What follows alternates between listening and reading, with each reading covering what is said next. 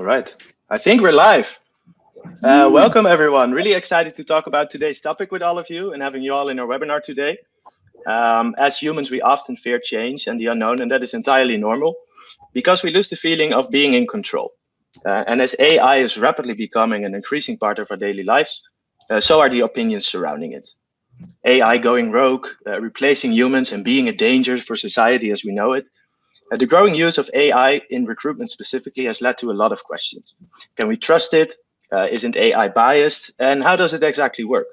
In this webinar, together with Leonie Grandpierre, a human-focused AI specialist Zoltán Szlávik, and HR recruiting manager Zarify Yusibova from Myas, we will discuss the dangers of human bias when it comes to recruitment. Can AI, tech, and data help make these human-related decisions more objective and more reliable? So thank you for joining. Feel free to ask any questions through the chat on your right. When fit, we will ask them during the session. Otherwise, we do have some room at the end of this session to go into these questions. My name is Jesper van Gelder. I'm the head of customer success at eCulture, and obviously I'm today's moderator. Really happy to have you all in this webinar. And let's start with a short introduction. Zarify, I'd like to ask you to go first. So the floor is yours. Yeah, sure. So hi, everybody. My name is Zarify Yusibova. As Jesper already introduced, I'm the HR and recruiting manager at Myas. It's a fintech company located in Berlin. I started working at Myas, I think it was 3.5 years ago. Back then, as a working student, I just wanted to gain a bit of experience next to my studies. I kind of fell in love with HR, which is the reason why I specialized in human resource management in my master's. And I think the very interesting part is that especially in almost all my courses, the topic of bias in recruitment came up and was emphasized how important it is and that we should be aware of it. So yeah, thank you for having me and looking forward to the discussions. All right, thanks, Zarify. Leonie, if you could tell a little bit about yourself. Of course. So hi, I'm Leonie Grandpierre. I'm working at eCulture as the neuroscientist there. I have a background in psychology and in cognitive neuroscience, and I have started my job at eCulture where my main responsibility is making sure that the science behind our product, which is trying to tackle the problem of bias in recruitment, is as sound as it can hopefully possibly be. So this topic is also very, not just important to my job, but also very relevant to me personally. All right, thanks, Leonie. Zoltán? Hi, I'm Zoltán Szlávik.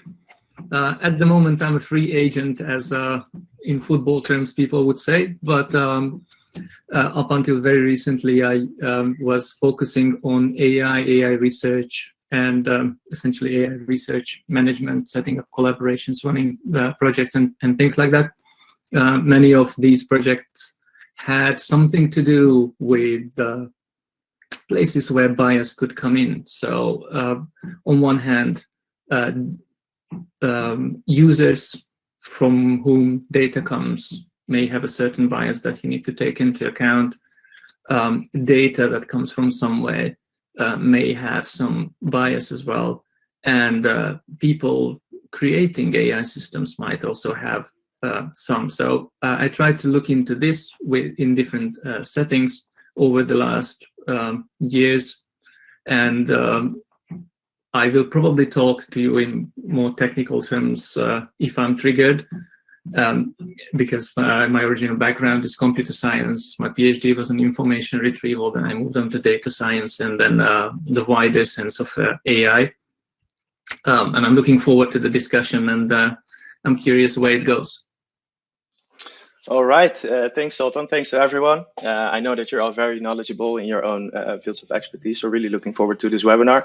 It's an open discussion. Obviously, we do have some questions for all of you. I'd like to start with a question for you, Leonie. If you could explain a little bit about cognitive bias and what types of conscious bias there are exactly. Yes, of course. So there's no easy, quick answer to what cognitive biases are. But let's maybe start with explaining that cognitive biases are those that affect the internal processes behind our decision-making or our actions. Because when, for making a decision on how to act, the brain is using things from our memory and from our past experiences to guide how we perceive the things around us and how those then influence the decisions that we make. And very often we have to make decisions rather quickly, so we don't have time to weigh up all possible options and evaluate all the information, perceive all the available information to our senses, because that would be an overwhelming mass of information to process for the brain. So the brain uses these implicit rules of thumbs, or heuristics, what they're also called, to simplify the cognitive processing and to decide what information to focus on for the decision making. So that is where biases can then come into play, in these decisions of the brain, what to focus on when making fast decisions.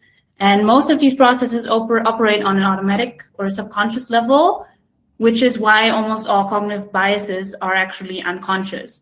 So we're not aware that we have them.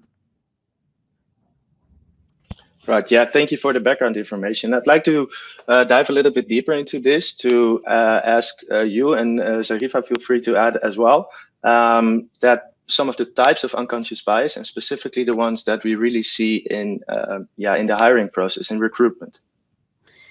Yeah, I can just already bring up an example, probably. So there's, of course, lots of different types of biases.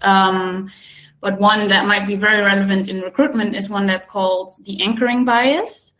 It describes our tendency to base our decision-making very strongly on one piece of information or one anchor, which is often the first piece of information or one of the first pieces of information that we receive of someone.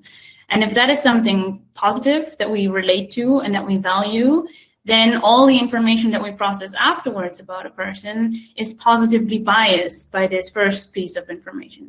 But if the first piece of information is something negative or something we cannot relate to very much personally, then that can also negatively influence all of the information that we process afterwards.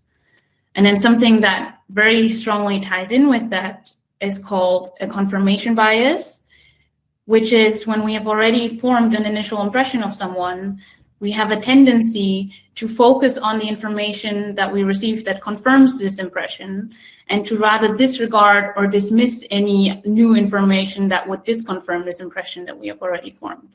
So in recruitment, when you're looking at CVs or when you're having an interview with someone, these are definitely, these very much come into play there.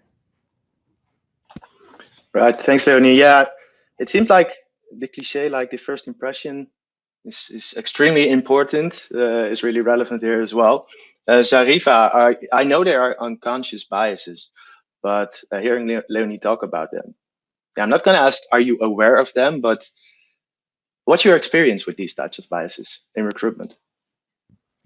I mean, yeah, definitely I am aware of it, to just answer the question also. And I think I could actually talk for us, because there are so many examples that you can bring up, because you experience bias in different areas and in different forms. And I think, as Leonie also kind of explained, the general problem is that recruiters, they base their decisions on the intuition that they have, and this comes with for instance, that these biases, the first impression that you have the biases are especially strongest in the beginning of the recruitment process, which I also definitely experienced, and mostly in the first screening process when you just have the CVs and the cover letters. And that's what I also personally experienced. For instance, when I had a long day of just checking the CVs, I had a look at 20, 30 CVs. At one point, I just get tired of looking at them. I try to speed up the process a little bit, take shortcuts, and I make decision based on some assumptions, which is definitely not fair when there are applicants that, I don't know, send their CVs at a later stage and they're the 30th or the 35th or the 35th. And I mean, with people, we try to put other people into drawers, and what we first have a look at when we have the CVs or the cover letters are definitely the demographics. So the gender, the ethnicity, the education, and it can get even more complex because it's also, I think, the role of the combination of those. That means the gender and also the ethnicity that also plays a role. But I think that's a total other topic also. But I realized myself that, okay, as I tried to make it a bit fast, and sometimes I did not even realize it.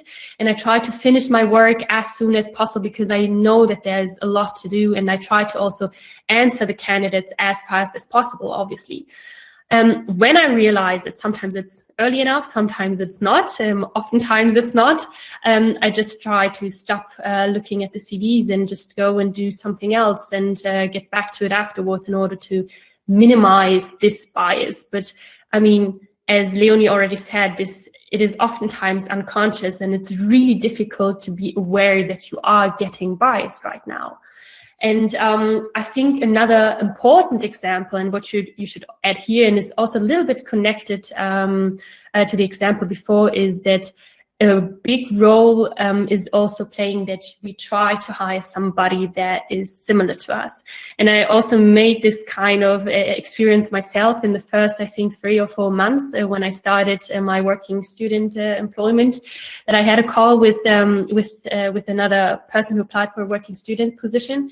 And I realized, hey, we have the same background. And she was, I think, doing her semester abroad also somewhere in France in the same city. And I thought, oh, that's really great. And then we have a connection, we can talk about it.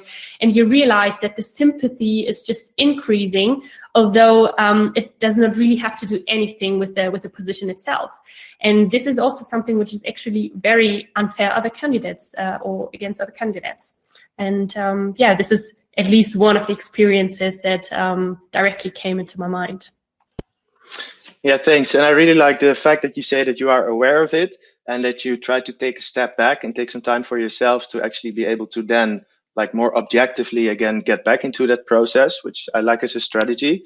Leonie, if Zarify or someone else in a similar role would come up to you and say, do you have some strategies for me to overcome or to control unconscious bias, what would you tell them? I think there's definitely the fact of being aware. That is the first step is, not thinking that you're not affected by this, being aware that this is something everyone is affected by and does not have a lot of control over. But that doesn't fully solve the problem, of course. So what I do think, there's some research is done about this. What definitely helps is having more control over what information you gather of a person first. So what is the information that you want to use to form your first impression of someone? Having control over that. So if you're saying you want to be less biased in terms of things like gender, race, in terms of age maybe, then it is already helpful to maybe think of things like having blind applications where these things are not on there. So just controlling the pieces of information that you think are actually relevant for your impression formation, and then leaving out the ones that aren't, that could potentially bias you. Right. Yeah. Yeah. So I think it's interesting that Zarify already mentioned an example about diversity, or maybe the lack thereof, right? Because you studied in a similar place, and etc. I was wondering, Leonie, Zarify, feel free to, Zoltán, of course, as well, if unconscious bias can impact diversity and inclusion in the workplace. I would say definitely yes. I already came up with the example that we try to hire someone that is similar to you. And I already had this tendency that I wanted to talk with this person in much more detail about the semester abroad in the same city and develop this sympathy towards this person. And I mean, research has shown that diversity is beneficial to the company. So we should be aware and we should try to reduce this bias in order to increase diversity. As, I don't know, different people bring in different ideas. It stimulates innovation. I think it brings up or leads to better problem solving and also productivity. And I think every company should, or at least strive for it and try to have it as a goal at least. Yep, fully agree. Leonie, anything else you would like to share on this topic before we move to AI specifically? Sure. I think if you are accepting of the fact that everyone is going to be a little bit biased, something else to increase the diversity in your hires could also be increasing the diversity of the people who are making the hiring decisions. Because if you know you are a bit more likely to maybe evaluate someone who is similar to you as positive, then also include people in the decision who are dissimilar to you. So that, I think, can also be very helpful there. Right. Thanks for sharing. Zoltán, now let's move on to a topic that hits very close to your heart, AI. And I would like to have this ask this question quite broadly, because it's a complicated topic, I would say. And the question is that artificial intelligence and data in talent acquisition, what does it exactly mean for you? Ooh, I think that's a very broad indeed and loaded question, because frankly, to me, the whole thing is not necessarily a problem or some challenge for AI specifically, but for people who want to make use of an AI system. So I will just try to connect to what was just said in the previous couple of minutes. Because essentially, we were talking about different kinds of biases, identifying them, dealing with them. And I mean, this is maybe the AI-like or data-like thinking coming from me, but what this brings up in me is the need to translate a human problem into a data or AI problem that you decided up front you want to address with the help of data algorithms and AI in general. Because when we were talking about the different kind of biases, in recruitment, so there is a very specific goal that you want to reach, and essentially, the better you can define what you want, the better the AI will be in helping you.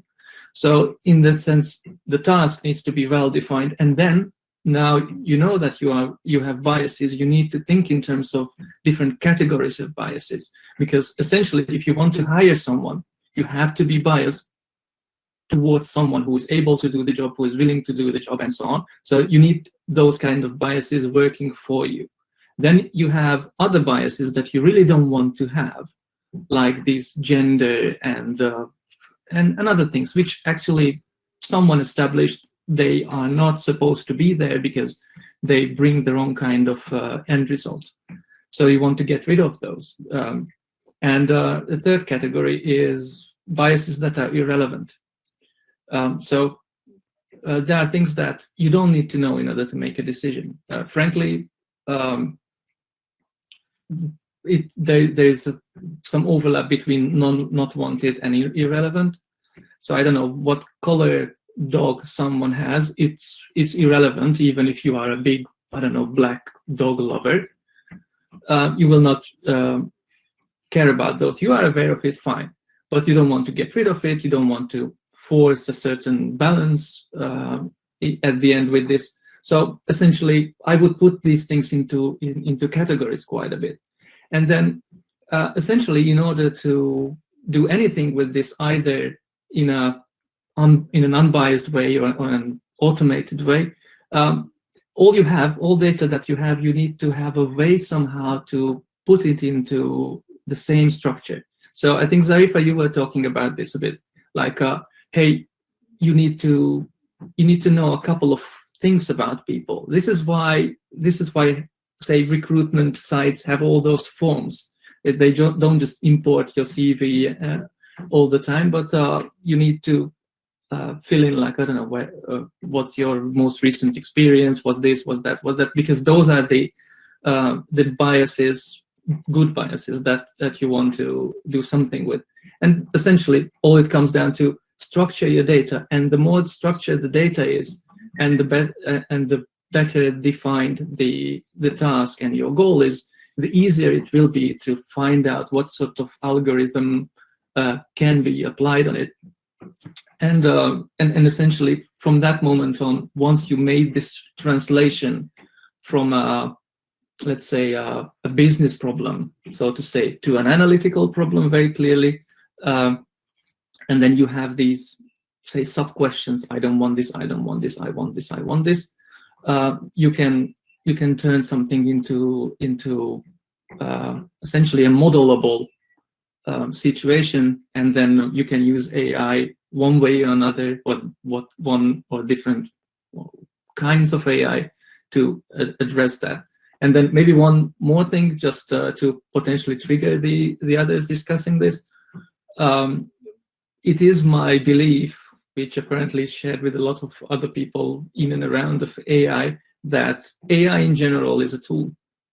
So you are not supposed to use that to say, like, oh, and this part or the whole selection process is now going to be taken over by AI fully, because you are trying to help people. And this translation of a business problem to an analytical problem is by definition a simplification. So there will always be nuances which are needed to be taken care of by a person. And so essentially whatever you build as an AI system needs to be in harmony with some people at an appropriate point in time. And where that point is, or what that point is, I would say it's up to someone to work out and determine, but it's not necessarily something like, hey, black box, AI people, take care of this, achieve highest accuracy, because it's not going to work that way. I think I'll stop with that to let people respond. What do you think? Yes, Zarify, Leonie, would you like to respond to this, to Zoltán's point? I mean, yes, so generally, I think AI or AI in recruitment definitely can help. I mean, it can definitely help to reduce the human bias. So I am aware, or I at least hope it.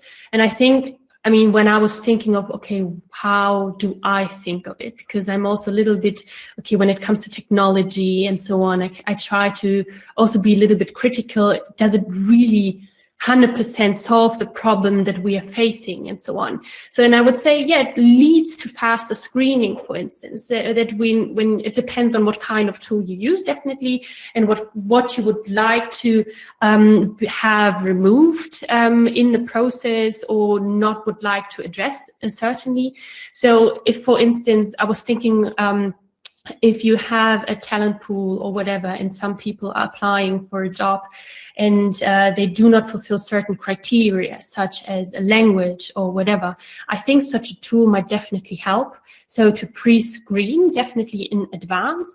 But I would also say that it depends. So I think AI can help, but as it reduces the human bias, but it has certain, let me say, it has to be implemented and developed correctly. Also correct me if I'm wrong, but I read actually a few years ago about Amazon's recruiting process, and I thought that was so interesting because apparently the model managed to be biased against women because they had apparently more men they were applying to the positions at Amazon, and this model remembered it. So apparently absolutely there were, when you have like 90 male applicants and 10 female applicants, you had in the end obviously absolutely more qualified men. It doesn't have to be, but statistically when you look at it.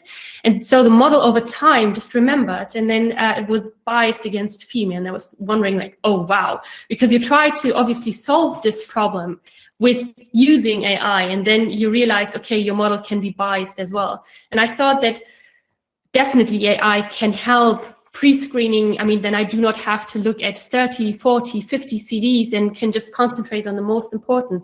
But how is it implemented? Was it done correctly? And is there really a reduction of bias, or did it take over some bias that we humans also have? And I thought that it was really interesting, to keep in mind also. Yep, very interesting, the Amazon case. So that's obviously not the best example or the application of AI in the hiring process. Zoltán, could you maybe give a few examples of common applications of AI? It can be either be good or bad, but the ones that you think of right now. I mean, maybe, but let me come back to the Amazon one first, because it's a very good example of AI which was not managed well. So essentially, the problem was that there was a certain bias in the data that you don't want to have, maybe also in the eyes of the developers, because it's been proven that the same task, same data given to people in different parts of the world will result in an AI model that will be biased positively towards people that come from that part of the world. But no, the point is that this is not the problem of the AI. This is the problem of people not understanding what the AI should do, and more importantly, what the AI should not do. And so the management of the development process and the data and the results is something that needs to be, in this case, or would have had to be better done, because it's essentially, you have to have analytics on the analytics, or analytics on the AI, because people, especially who don't know anything about this, they tend to simplify things. Oh, I just want to make sure that the rate at which we find candidates is the highest, and that's fine. You will probably have a model that's able to be optimized for that. But if at the same time you have 5 other things that you don't want to, you need to also take those into account. But obviously, even in algorithmic terms, optimizing on one thing is much simpler than optimizing on one thing while keeping a certain balance in 15 other things.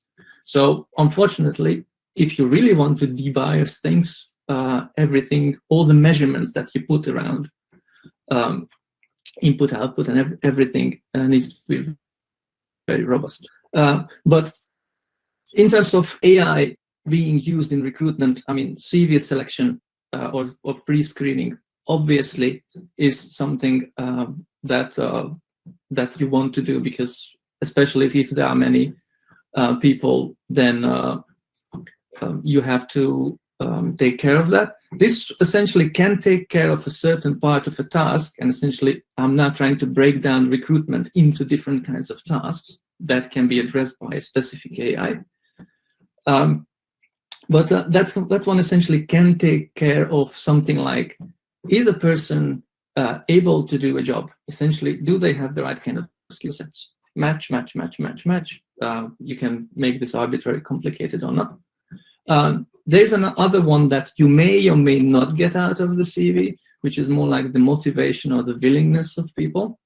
I'm working when looking for people to recruit with 3 very simple questions. One, is the person able to do the job? AI, relatively straightforward, well-definable, not easy, but well-definable task. Is the person willing to do the job? So that's something that you may be able to get out of it, but you probably need more information. And third one, as a hiring manager or team member, do I want to work with this person? Now, this is where I think an interesting question comes in with respect to the similarity. So if I'm a hiring manager, I may want to have a bias towards finding people who are similar to me, because it will be easier to communicate with them. But if, let's say, I want to build a team of 10 people, then I don't want to have 10 identical twins of myself, because it has been proven scientifically that diversity is something that increases overall performance. So there, before AI would come in, you will need to make up your mind. What do you want? Do you want a certain kind of diversity, or you don't want a certain kind of diversity? If you don't have certain kind of diversity and everything is uniform, then you're fine. You will probably get along with these people quite well up to a point, because if someone is a twin of you, I don't know, I'm not sure how much I would like to work with myself all the time. But then essentially you need to decide this. And then if you want to use AI, preferably you need to have a translation that is able to measure this diversity. Because it's not like, yeah, I want diversity or I don't want diversity. Yeah, give me a number on which an algorithm can be applied. And this was only a question about diversity. So, I mean, task or not task, this is one of the things. But let's say, but anyway, that would be an interesting question, by the way, to figure out if someone is a fit culturally to a team, to a person, to an organization. Because defining that is not straightforward, and training any AI on that is not necessarily easy, but I can imagine that to be doable. I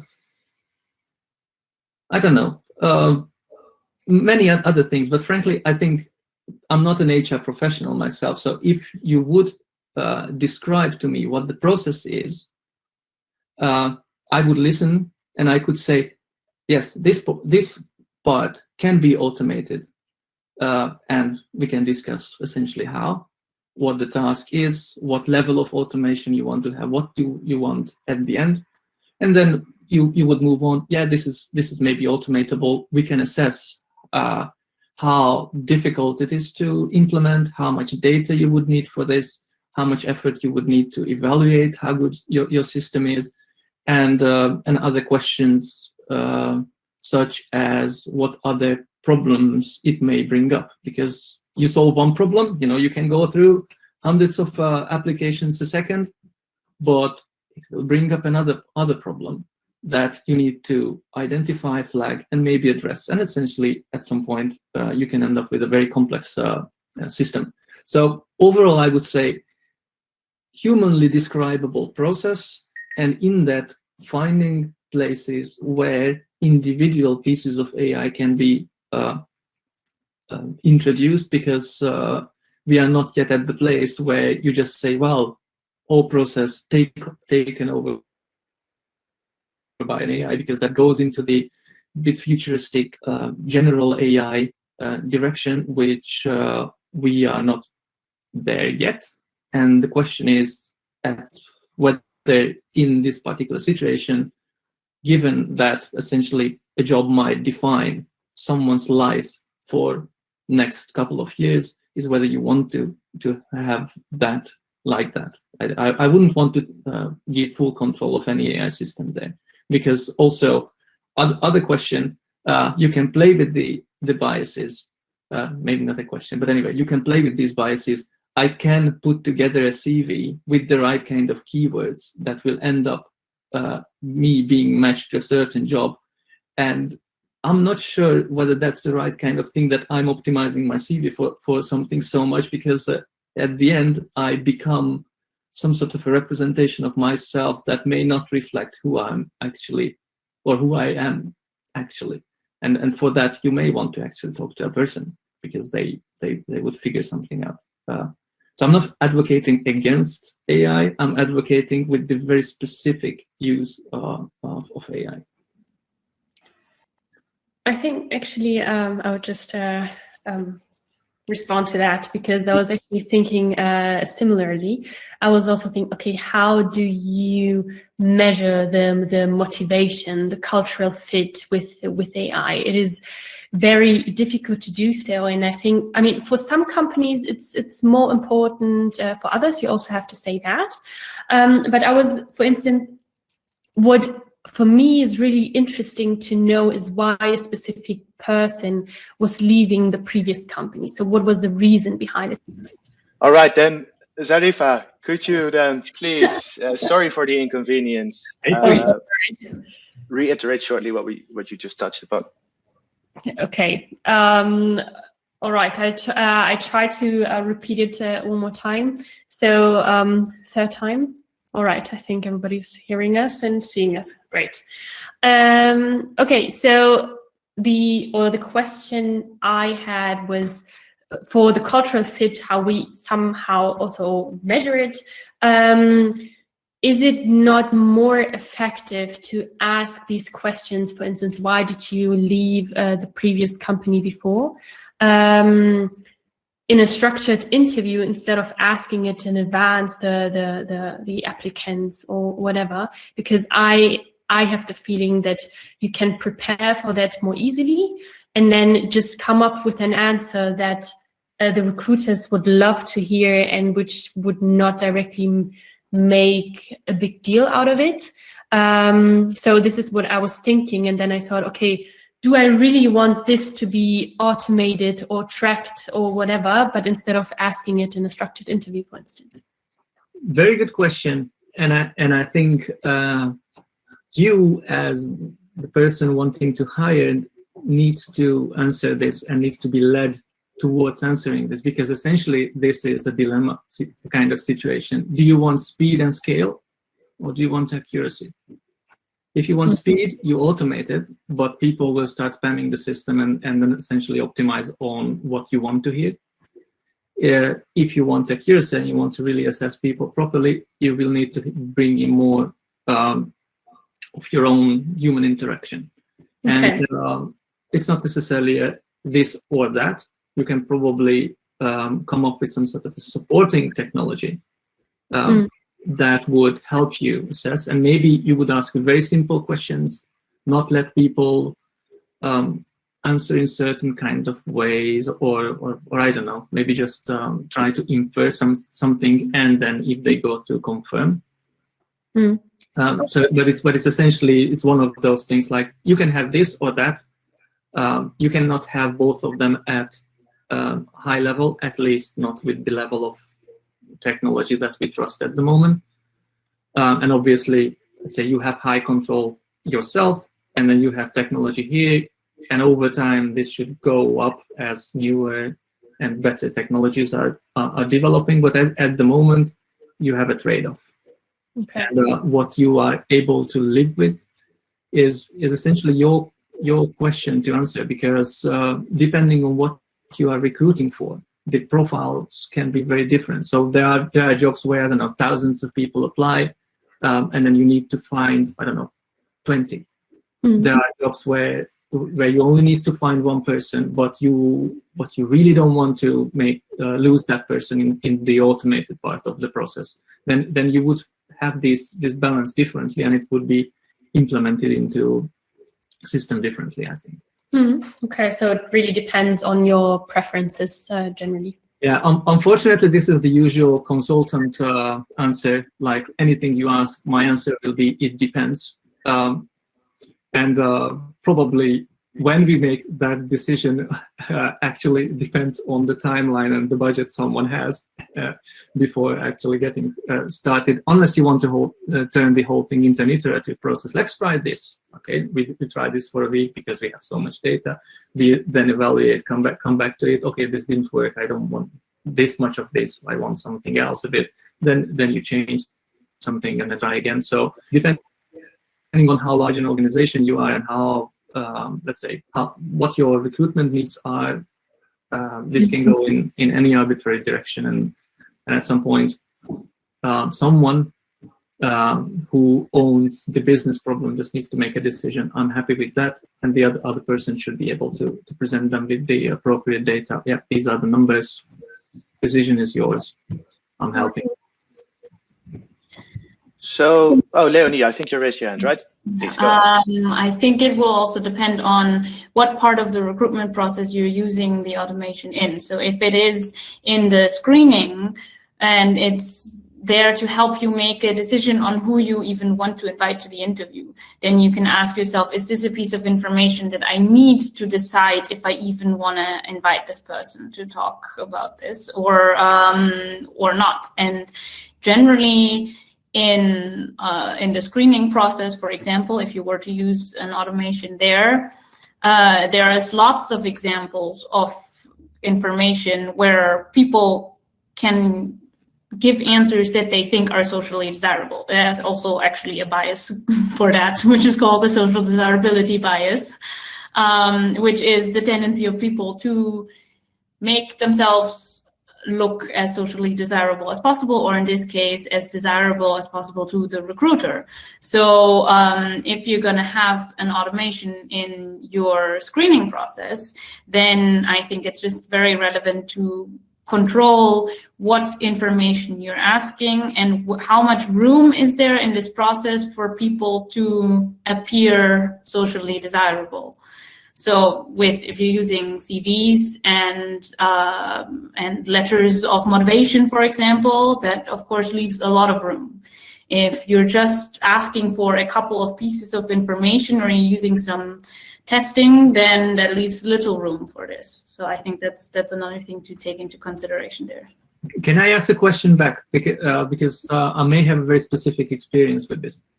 I have looked at a lot of motivation letters in my career, let's say, and frankly, there is only one thing that I use that for, is essentially trying to decide if someone put any effort into writing it specific to the job.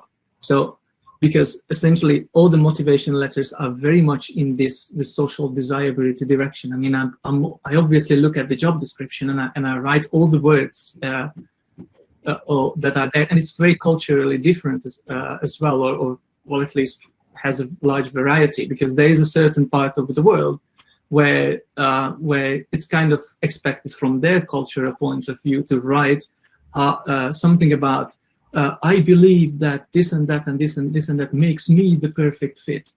From a different part of the world, you don't want to hear these kind of things, because you know that this is all like the kind of pushed information. I almost use the word bullshit, but that's my very strong cultural bias in this sense. So, like, do you use these motivation letters at all? Because it's more like, check boxes. That's definitely not just your experience there, or not just your opinion on motivation letters. There are lots of studies on, what pieces of information, what things that you can measure are good predictors of how well someone will work in a company and how well someone will perform. And both CVs and motivation letters actually do quite poorly on those in terms of how predictive they are. So we at eCulture do not use them at all. We don't use CVs or motivation letters in any way, but it's a choice that you have to make, whether if the only thing you're measuring with a motivation letter is how much effort are people willing to put in, is the effort they have to put into writing this motivation letter and you to reading it worth this one piece of information if you're not actually taking anything else out of this? So I would say traditionally we are measuring fit via data in CVs and motivation letters, and this is measured against the perception of a recruiter. And so, I mean, essentially, I'm translating now this into a problem of automation. So maybe indeed, as you are doing it, and I'm not saying just this because of promotion or whatever, CVs and motivation letters are not the right kind of input data if you want to automate things. So the match is not necessarily now against recruiter and essentially recruiter's cognition as they look at the CV and read the motivation letter, but now you are trying to measure some sort of a translated, structured list of desirables, which you want to match to a person. And then essentially there are these translations. Person translates whatever they have into some sort of data. Data is matched against some sort of desirable list. List adds up. People get ranked. You talk to the top 10 people. So essentially, maybe the whole concept of CVs and things like that needs to be rethought, because it's not the right kind of representation of who someone is and what they want, and motivation and so on. Yeah, I mean, I may be very strongly biased here because I work for a company that is creating a product that is very strongly against using CVs and motivational letters. But I personally agree with this, and I personally also think if you just look at the research of what type of things are actually good predictors, it is not how much effort someone puts into a motivation letter or how well they are able to portray their previous experience on a CV, for example. Maybe just to manage your bias a bit, from the perspective of which company you come from, how do you know whether you are measuring the right kind of things? So you say, no CV, wrong representation. You measure something else in a different way. I mean, that still needs to be matched with need. So do you have any shareable control process of how you ensure that what you measure is actually what you indeed intended to measure? Well, we're trying to select factors that have been backed up by research as being good predictors of work performance. So we're, of course, not conducting every research there is out there, but we are basing our decisions on what we want to use on research that has been done. And what has definitely been a very strong predictor is things like cognitive abilities. So we're testing in our process for various different types of cognitive abilities, and also ties to some personality factors, not all, because not all are actually very predictive of that. So that is something that we find a bit more important within the process than the information that you provide on a CV. And we're trying to measure that, of course, in a way where people cannot just say, yes, my personality is this. So we're not using questionnaires for that either. So what you do is you just focus on other factors rather, because I was also thinking of, okay, when you hire somebody for a senior position, for instance, this person needs to have specific previous experience. For instance, if you have a risk manager or whatever, you cannot hire a senior risk manager who has never worked in a risk department before, but you kind of also need to check, obviously, whether this person has worked or has been in a risk department before. So, but I assume you still kind of check it somehow, but it's not the priority, or you just have your focus on other factors. I mean, of course, we do check for it if that's required for the position. I mean, I'm not saying that anyone who has high cognitive abilities can do any job. So that's not the case. You do, and a lot of jobs need to have a certain level of experience. So it really depends on what you're hiring for.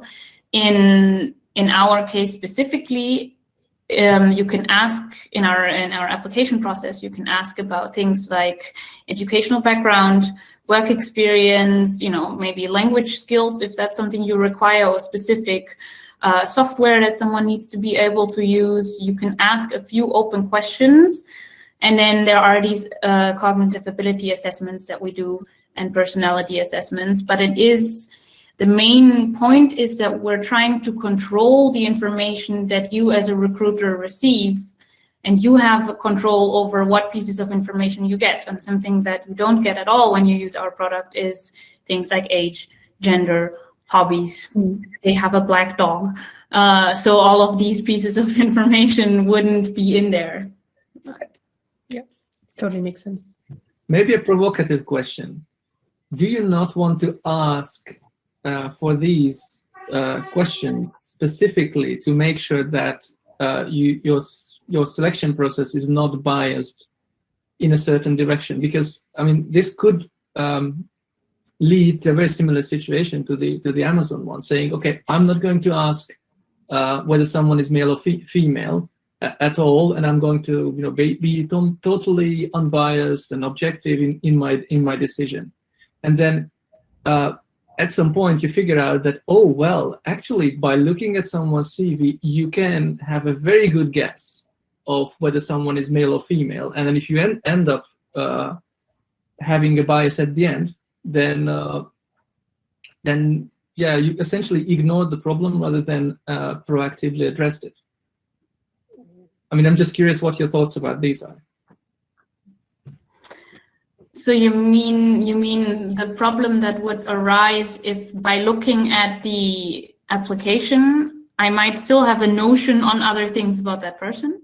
Yeah, so let's say I ask for the age, but I would never show that to the hiring manager.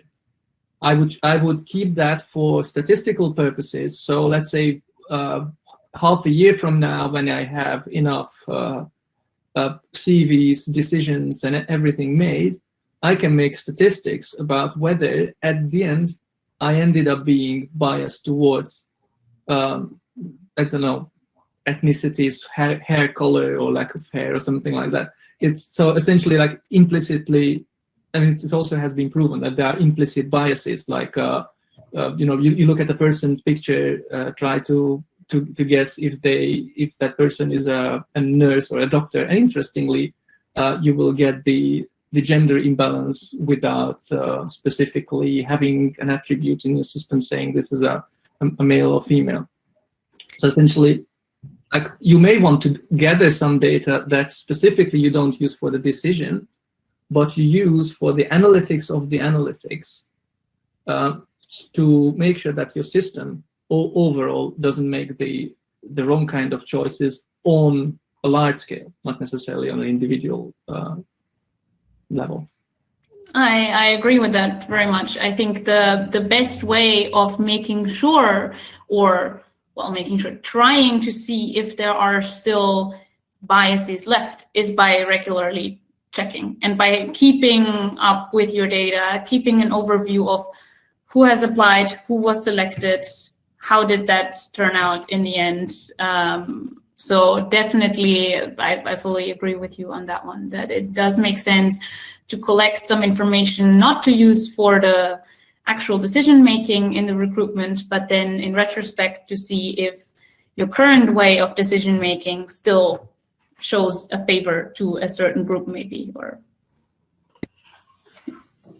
Thanks. And with that, I think looking at the time, we're a little bit over time. Thank you so much for all the insightful answers. I hope everyone enjoyed it as much as I did. Again, sorry for the inconvenience caused by the technical issues. And I think you remember that we started with talking about change and that it might be a bit scary.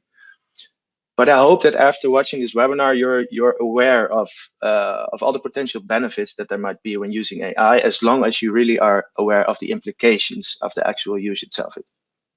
And to conclude the session, I would like to not quote, I'm going to paraphrase you, Zoltán, from an earlier conversation we had. And you said AI is not the solution to everything, but it's a great part of the solution in helping us getting to that solution.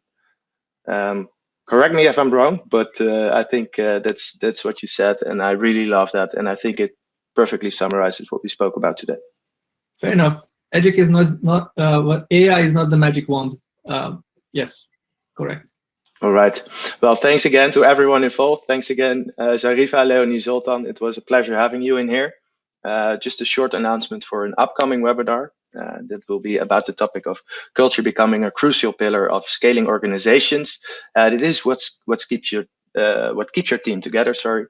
it motivates them and keeps them focused on a shared goal. And on the October 1st, same time as this one, we'll make you aware through our ways.